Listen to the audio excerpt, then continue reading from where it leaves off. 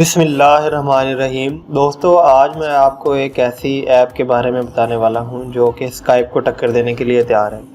تو گوگل نے مارچ میں اپنی ایپ ڈوک کے لیے گروپ ویڈیو کال میں لوگوں کی تعداد کی حد 8 سے بڑھا کر تقریباً 12 کر دی تھی، جس کا مقصد کووڈ-19 کی وبا کے دوران یوزرز کو سہولت فراہم کرنا تھا۔ اب گوگل نے اعلان کیا ہے کہ ڈو کے یوزرز ویب یعنی براؤزر پر بھی ڈو گروپ کال کر سکیں گے، اور اس طرح وہ براہ راست اسکائپ، میسنجر وغیرہ کے مقابلے میں آ جائے گا۔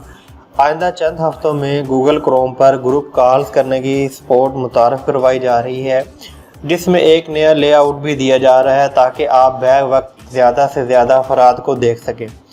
اسی طرح گروپ کال کے لیے لوگوں کو مدعو کرنے کا عمل بھی انوائٹ لنک کے ذریعے آسان بنایا جا رہا ہے۔ اس کے علاوہ ڈو موبائل ایپ میں ایک نئے فیملی موڈ کا بھی اضافہ کیا جا رہا ہے، جس کی مدد سے یوزر اسکرین پر ریئل ٹائم میں ڈوڈل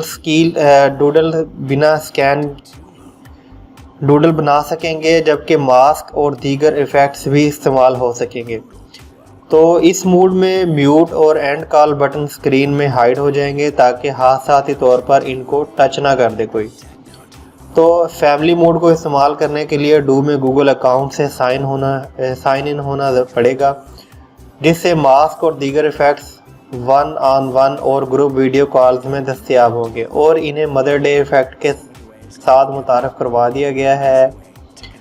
تو اس مقصد کے لیے کمپنی کی جانب سے نئی ویڈیو کو ڈیک ٹیکنالوجی استعمال کی گئی ہے، جس سے AV1 کا نام دیا گیا ہے، جو کہ VP9 کی جانشین ہے۔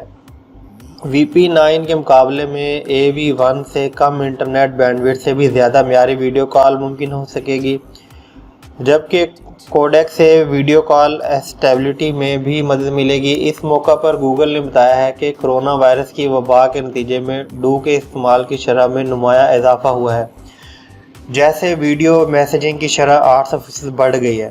کمپنی کے مطابق اسی وجہ سے وہ ویڈیو میسیجز کے حوالے سے اپنی پالیسی میں تبدیلی لا رہا ہے، جو کہ ریکارڈ کر کے بھیجے جا سکیں گے اور 24 گھنٹے کے بعد ایکسپائر ہونے کی بجائے ان کو خود کار طور پر بھی سیو کیا جا سکے گا۔